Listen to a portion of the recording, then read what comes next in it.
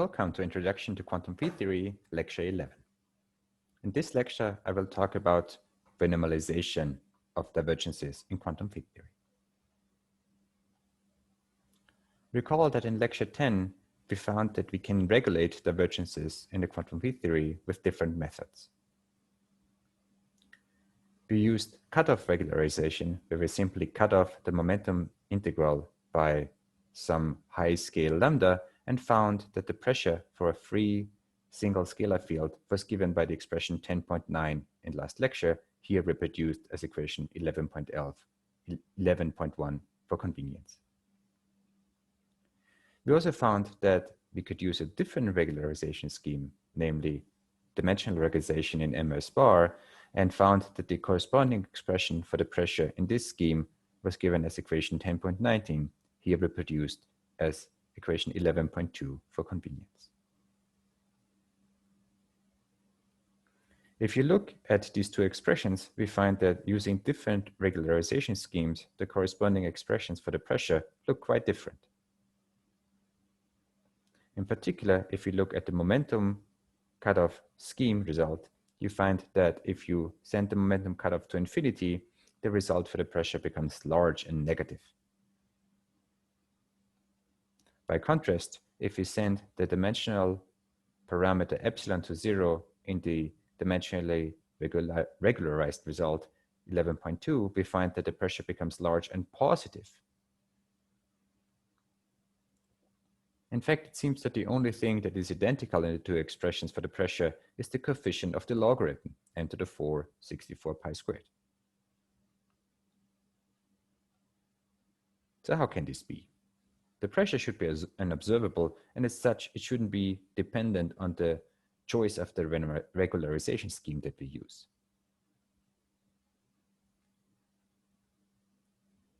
In the following, I will be talking about a poor man's version of renormalization. So first of all, recall that so far all we've done is talk about the divergence of the zero temperature pressure. This is nothing else but the pressure of the vacuum. The pressure of the vacuum is just a different name for the so-called cosmological constant that has vexed researchers for decades now in an attempt to sort of explain observational data of cosmology with calculable results in quantum field theory. The actual expression for the pressure that we found is temperature dependent, and rewriting slightly the expression given in 10.3, we found that the temperature dependent pressure was given as the zero temperature part plus an additional piece. But it turns out that this additional piece here is actually convergent, because it is a logarithm that says that if the momentum mode k becomes large, this is exponentially suppressed, so the logarithm goes to 0, so the second integral is actually convergent. The only divergent result for the pressure really resides in the zero temperature piece that we talked about in the last lecture. So if we slightly lower our goal, and instead of trying to calculate the pressure, we are willing to calculate pressure differences, P of t minus P of 0, then we have a perfectly fine quantum field theory result for that pressure difference. So instead of just normalizing the pressure absolutely, so trying to calculate the pressure, we could renormalize this observable by demanding that the pressure of the vacuum is 0. So this renormalized quantity we sort of indicate by an index or subscript ren for renormalized, and it's just the pressure difference P of t minus P of 0, which is this integral that we had on the previous slide. And I'll use the shortened notation G subscript B for this particular integral here. This integral here is finite, and if we in particular choose the mass to be vanishing, it's easy to calculate analytically what it is. This will be assigned as a homework problem, and we find that the zero mass limit of this renormalized pressure is nothing else but pi squared t to 4 over 90.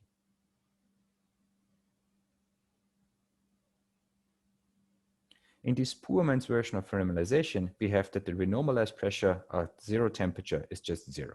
That's just the way that we renormalize our pressure. This is not a bad choice, but it is a choice nevertheless. In particular, we could have chosen a different temperature to be the point where the pressure vanishes. So for instance, we could have said that there's a different renormalization scheme where the renormalized pressure condition is that the pressure at temperature mu is equal to 0. And we call this scale at which we impose this renormalization condition the renormalization scale mu.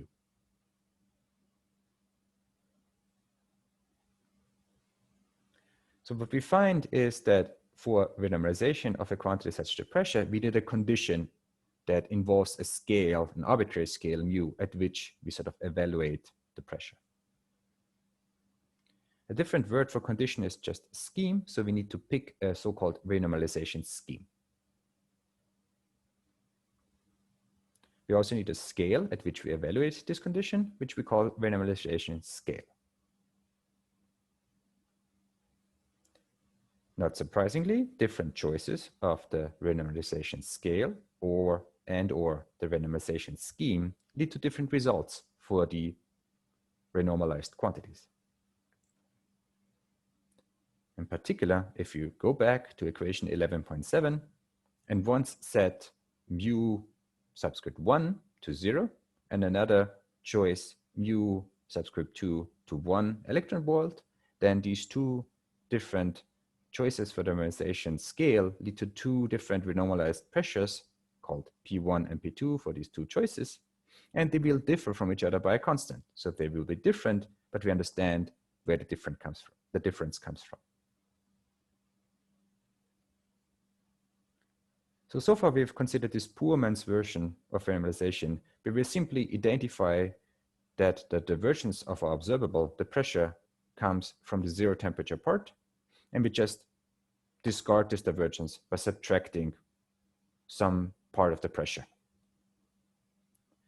However, there's a more systematic fashion on how to do this renormalization.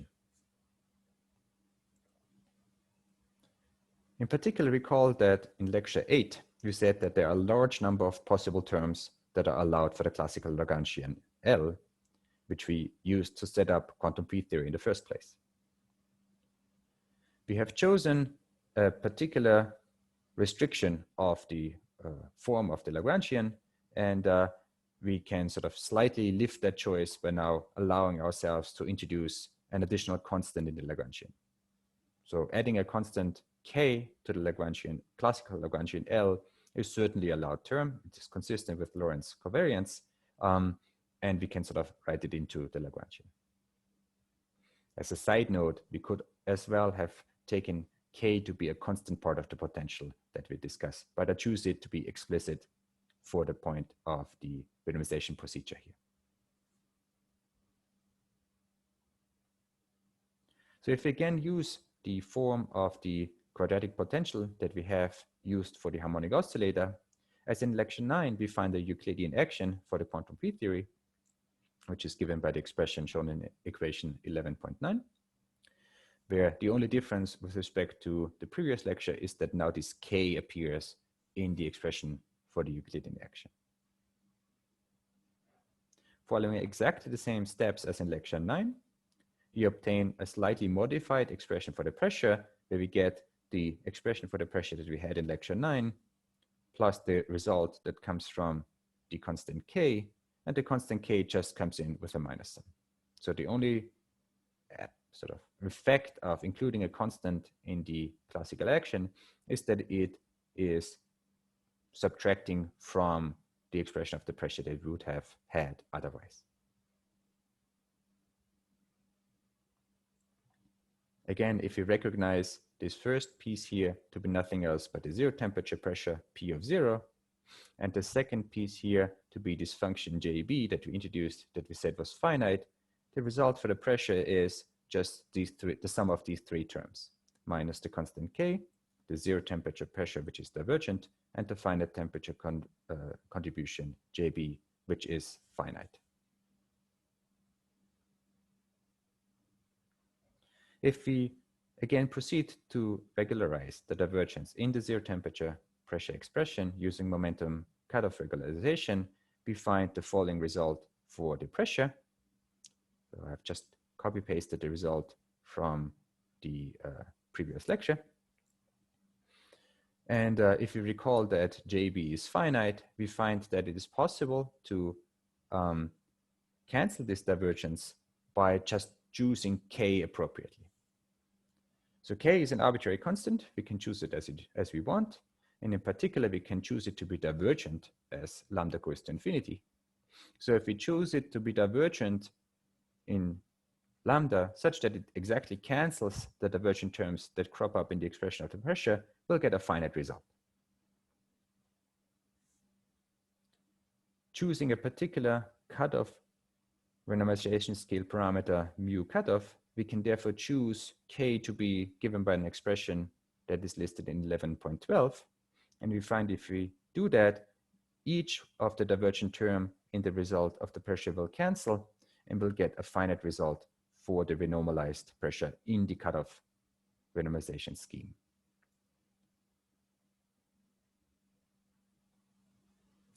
Of course, we can just redo the same setup in a different regularization scheme, in particular in dimensional regularization. So there, the result for the pressure was given by the following term here, which involved 1 over epsilon, the dimension parameter that is sent to 0 in the end. So if we choose in dimensional regularization K to be given by this expression here, m to the 4 64 pi squared times 1 over epsilon, we can exactly cancel the divergence that's cropping up in the dimensional regularization scheme. If you compare the expression in dimensional regularization or MS bar with the, let me just go back one slide, with the expression in the momentum subtraction scheme, you find that it is much more compact in the MS bar scheme. And that's basically the point of the MS bar scheme. So there's a reason why MS stands for minimal subtraction scheme.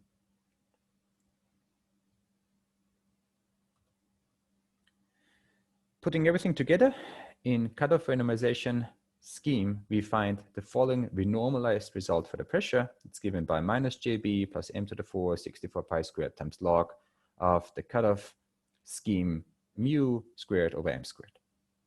And it depends explicitly on the renormalization scale parameter in the cutoff renormalization scheme. In the MS bar scheme, where we used dimensional regularization, we find the following expression that's given in equation 11.16 minus JB plus m to the 4 over 64 pi squared times the logarithm of mu bar squared e to the 3 over 2 divided by m squared.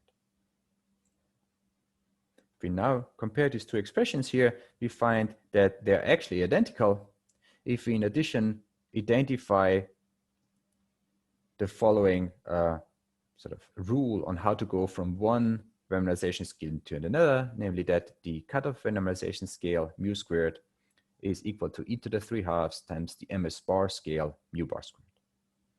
If you plug this in, the two expressions for the renormalized pressure are exactly the same in the two schemes.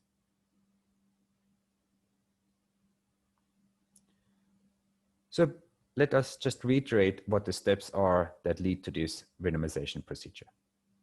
The main point is that when we write down a classical Lagrangian to define the quantum field theory, it's possible to add terms that are allowed by all the symmetries, and we can use that freedom to add additional terms that we call counter terms. We also need a regularization scheme to handle the divergent integrals, and there are different schemes on the market. The two that I have discussed in these lectures are the cutoff renormalization scheme and the dimensional regularization scheme. We can now choose the counter terms in the Lagrangian to depend on the regularization parameter and use them to exactly cancel the divergent part of the integrals that we sort of would otherwise have gotten. Once we do this, we are left with finite, under quotes, renormalized observables that in general still depend on this renormalization scale that we have introduced. In different randomization schemes, the quantities that are calculated in these schemes will in general be different. However, it's possible to convert from one randomization scheme to another randomization scheme by converting the randomization scales. We've done this explicitly in the previous example, where we said we can go from the cutoff randomization scheme to the MS bar randomization scheme and find the same result for the renormalized pressures. Regardless of the randomization scales chosen, the renormalized pressure in our calculation still is scale dependent. For free scalar quantum field theory, this just cannot be avoided as long as we have a non-zero mass for the particles. If you recall that the zero temperature pressure is nothing else than the so-called cosmological constant, we can actually use this as a prediction, if you will, for the cosmological constant.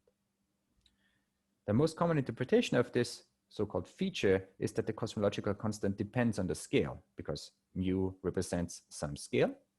And that means that while we cannot really calculate the value of the cosmological constant, our result for free scalar field theory suggests that the cosmological constant is not actually a constant. It would change with the scale parameter, and if the scale parameter depends on time, then basically that says that the cosmological constant should depend on time.